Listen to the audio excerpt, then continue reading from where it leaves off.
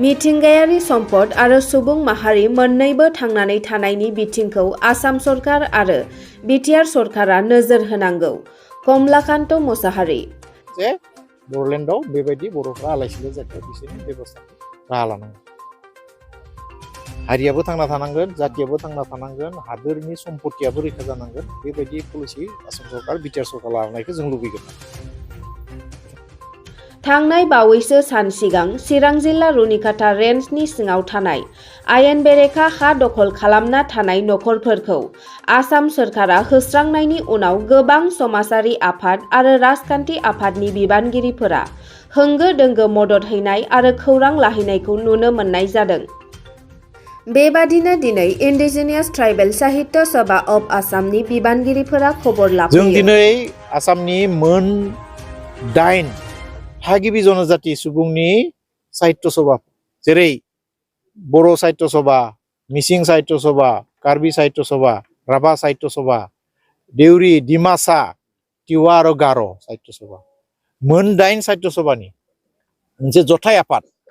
बे आफादनिफ्राय बर'लेण्डनि जि चिरांनि रानिकाटा बे हाग्रामा ओनसोलनि न' बां सिफाय जानानै सिलिंखार खालामजानाय बर' थागिबि बर'फोरखौ जनजातिफोरखौ खबर लानो फैदों जों। हाजो हायेननि गासै साहित्य सभानि मानसिफोरा लोगो नांनानै थ' बेयाव नुनानै जों सोमोनांजादों जे थागिबि बर'फोरा दाबो बेबायदि आलाय-सिलाय जादों। बर'फोरा मोनथाम सुक्ति खालामबाय बिएसि, बिटिसि, बिटिआर। बिनि उनावबो मानो बेबायदि गोदाव सोराव जानो गोनां जादों बेखौ जोङो सोमोनांजादों। हाजो हायेननि कार्बि आंलंनिफ्राय फैदो कार्बि साहित्य सभानि एक्स प्रेसिडेन्ट, दिनै डिमा हासाव हाफ्लंनिफ्राय फैदो डिमासा साहित्य सभानि, गार'फोर फैदो गार' साहित्य सभानि, तिवा दोङो, देउरि दोङो, मिसिं दोङो, सोरबा सोरबा फैनो हायाखै। जों सोमोनांदो बेयाव मानो बेबायदि जाखो। थ' जोङो जोंनि हायाव हादोराव थांना थानांगोन। बे मोन्थाया जोंहा दोङो, फरेस्टनिबो मोन्थाय जोंहा दोङो, किसुमान आयेन कानुननि खोथा दोङो। बे आयेन कानुननि गेजेरजों जों थांना थानायनि राहाखौ दिहुननांगोन। थागिबि बर' जनजातिफोराबो थांना थानांगोन आरो हादोरनि सम्पति हाग्रायाबो बासिना थानांगोन।